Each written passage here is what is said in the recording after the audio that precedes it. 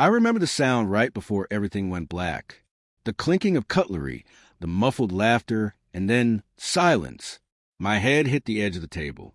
I heard my husband's voice, distant and uncertain. Should I call an ambulance? And then her voice, his mother's, sharp and cold as glass. Don't, son. She's pretending. 7 months pregnant, lying on the floor, my breath shallow, my heartbeat fading. And he listened to her. I lost consciousness with my husband standing over me, debating whether my life was worth making a single phone call. When I woke, I was surrounded by white. The sterile chill of the hospital wrapped around me like punishment. A nurse smiled. Pity softened her eyes. You're awake. The doctors will speak to you soon. I tried to ask about the baby. She looked away. Minutes later, a doctor entered, his face calm, but something in his eyes shattered me before he spoke. Mrs. Rahim, during the emergency procedure, we found something unusual. You're stable now, but you weren't just brought in unconscious.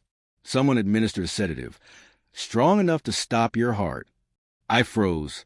Sedative? He handed me a lab report. My name at the top, my blood tested, my results. And there, clear as day, traces of a drug I'd never encountered, administered recently. Whoever did this left immediately, he said softly. I met my husband 5 years ago. He was a man every woman was told to want. Charming, attentive, effortlessly kind. I mistook his quiet for stability, his obedience to his mother for respect. In the beginning, she adored me too. Finally, a good girl, she said. Quiet, polite. I thought it was approval. It was a test. The first shift came after our wedding. She didn't want me working. Then she didn't want me eating certain foods. Then she didn't want me speaking in front of guests.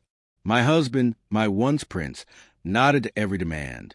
By the time I was pregnant, I was a ghost in that house. The signs of betrayal weren't loud. They were whispers. The bitterness of my prenatal vitamins, the dizziness after tea, the way she insisted on preparing my meals herself. I thought it was paranoia, pregnancy hormones, until the night of the dinner, when I saw her slip something into my glass and smile. I didn't confront them immediately. I needed proof.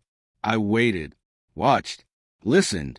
In the hospital, I asked the doctors to keep my condition secret, even from my husband. I needed time. When he finally visited, I pretended not to remember much. I thanked him for saving me, called myself lucky to have such a caring husband. His eyes flickered, guilt brief but visible. That's when I began my plan. Step 1, the police. Quietly, I handed them the lab results, saying I suspected poisoning. Step 2, the lawyer. I revised my will, filed for divorce in secret, and transferred my father's property to my unborn child's name. Step 3, the performance. I moved back home, pretending reconciliation. I smiled at family dinners, ate her food, but only after switching plates when she wasn't looking. 2 weeks later, she was hospitalized. Same sedative in her blood. The police investigation unfolded quietly.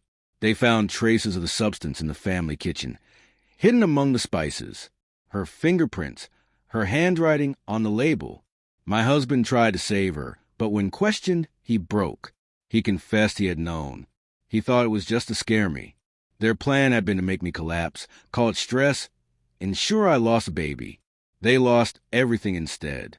When the verdict came, attempted murder, I sat in court, hand resting on my belly, calm as glass. He didn't look at me. She did. And for the first time, she looked afraid.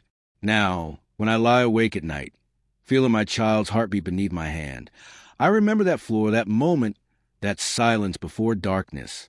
I remind myself, some revenges don't need fire or fury. Sometimes they only need truth, served cold and in public. They thought I was pretending. They were right.